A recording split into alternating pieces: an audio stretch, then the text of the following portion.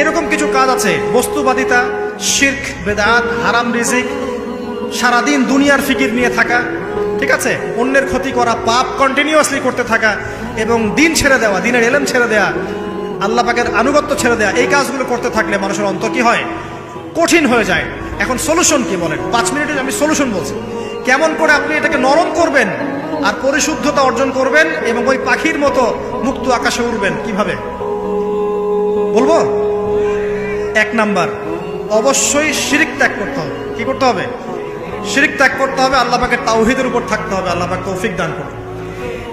Long কিছু বলার সময় নেই আমার হাতে, একটা বই বলছি, কিতাবুত তাওহীদ। কি নাম? কিতাবুত তাওহীদ। এই বইটা অনেক ভার্সন বাজারে বের হয়েছে, কিনে দেখবেন শিরক কত প্রকার, কি কি, তাওহীদ কাকে বলে, কত প্রকার, কি কি। যেটা বুঝবেন না মাদ্রাসা চলে যাবেন, আলেম ওলামার কাছে গিয়ে জিজ্ঞাসা করবেন, হুজুর এটা বুঝি নাই। ঠিক আছে? 1 নাম্বার, শিরক ত্যাগ করতে হবে। 2 নাম্বার, আপনাকে তাওহীদে থাকতে হবে। এটা 1, অন্তর নরম করার কথা বলছি। 2 নাম্বার, সুন্নতের উপর আমল করতে হবে। ওই যে পাখির কথা বললাম, যে সকালবেলা বের হয় আর সন্ধ্যাবেলা কি করে? বাসায় ফেরে। খালি পেটে বের হয়, ভরা পেটে বাসায় ফেরে। তার মানে আমাদেরকেও সকাল সন্ধ্যাটা কাটাতে হবে নবী সাল্লাল্লাহু আলাইহি ওয়াসাল্লামের সুন্নত অনুযায়ী। যখন তিনি ঘুমাতেন তখন ঘুমাবেন, যখন উঠতেন তখন উঠবেন, বাকি কাজ যেমন করে করতেন তেমন করে করবেন, তখন অন্তর ইনশাআল্লাহ নরম হয়ে যাবে। ঠিক আছে ভাই? 2। 3 নাম্বার, 5 ওয়াক্ত নামাজ জামাতে। নামাজ আপনাকে যে কোনো পাপ থেকে বাঁচাবে ইনশাআল্লাহ। ভাই জেনা করছেন, নামাজ পড়েন।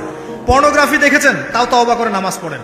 আপনি হারাম অ্যাফেয়ার্সে আছেন, হতাশ হয়েন না, নামাজ পড়েন। গোনা ছাড়তে পারছেন না, নামাজ পড়েন। সুদ খাচ্ছেন, নামাজ পড়েন। বেপর্দা চলছেন, তাও নামাজ পড়েন। আপনি অন্যের হক নষ্ট করেছেন, তাও নামাজ পড়েন। যে পাপই করেছেন, নামাজটা পড়েন। নামাজ আপনাকে সমস্ত পাপ থেকে বাঁচিয়ে রাখবে ইনশাআল্লাহ। আস্তে আস্তে ইনশাআল্লাহ দেখবেন সব পাপ থেকে আপনি দূরে চলে আসছেন ইনশাআল্লাহ তাআলা। 3 নাম্বার নামাজ। 4 নাম্বার, বেশি থেকে বেশি, ভাই শোনেন, বেশি থেকে বেশি পরকালের ফিকির করবেন। খালি পরকালের চিন্তা করবেন যে আমাকে মৃত্যুবরণ করতে হবে, কবরে যেতে হবে, পুলসিরাত পার হতে হবে, আল্লাহর সামনে দাঁড়াতে হবে। যত বেশি আপনি আল্লাহর ফিকির করবেন, পরকালের ফিকির করবেন, আপনার মনটা নরম হয়ে যাবে ইনশাআল্লাহ, মনটা শক্ত হবে না। 5 নাম্বার, মানুষের সাথে খুব বেশি মেলামেশা করবেন। মানুষের সাথে খুব বেশি মেলামেশা করলে ইবনুল কাইয়িম রাহিমাহুল্লাহ বলেছেন অন্তর কঠিন হয়ে যায়। কারণ মানুষ আপনাকে গীবত করাবে, হ্যাঁ, মানুষ খারাপ কাজে নিয়ে যাবে, বেফাস কথাবার্তা বলবেন, অহেতুক বেফাস কাজ করবেন, ফুজুল কি বাত করবেন, এগুলো করতে গিয়ে আপনি দেখবেন অন্তর কঠিন হয়ে গেছে। এত বেশি মানুষের সাথে মেলামেশার দরকার নেই, প্রয়োজন যতটুকু অতটুকু করবেন। ঠিক আছে? আল্লাহ পাক তৌফিক দান করুন, আমিন। কয়টা বললাম? 5, 6। আমার সবচেয়ে প্রিয় নসিহত, প্রত্যেক দিন মিনিমাম 1 ঘন্টা করে কোরআন তেলাওয়াত করবেন বুঝে। আমি বলিনি না বুঝে করলে কোনো নেকি হবে না, প্রত্যেক হরফে 10 নেকি হবেই হবে, কিন্তু আপনি করবেন বুঝে ইনশাআল্লাহ।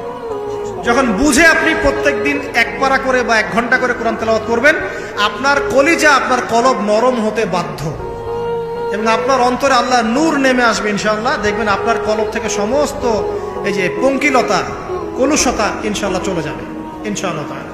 2টো জিনিস অন্তরকে পবিত্র করে ফেলে, এক হচ্ছে কোরআন তেলাওয়াত, আর এক হচ্ছে বেশি থেকে বেশি আল্লাহর জিকির এবং ইস্তেগফার। তো কোরআন তেলাওয়াত বাড়িয়ে দেন। আল্লাহ পাক সবাইকে কোরআন তেলাওয়াত করার তৌফিক দান করুন, আমিন। যারা শেখেন নাই আজকে ওয়াদা করেন যে কোরআন আপনারা বিশুদ্ধ করে পড়া শিখবেন, ওয়াদা করেন। আগামী রমজান আসার আগেই 1 খতম দেওয়া চাই, পারবেন? এবং কোরআনের চর্চা বাড়িয়ে দিবেন, প্রত্যেক দিন কিছু করেন না করেন কোরআন তেলাওয়াত করতে হবে। ঠিক আছে? আল্লাহ পাক তৌফিক এনায়েত করুন, আমিন।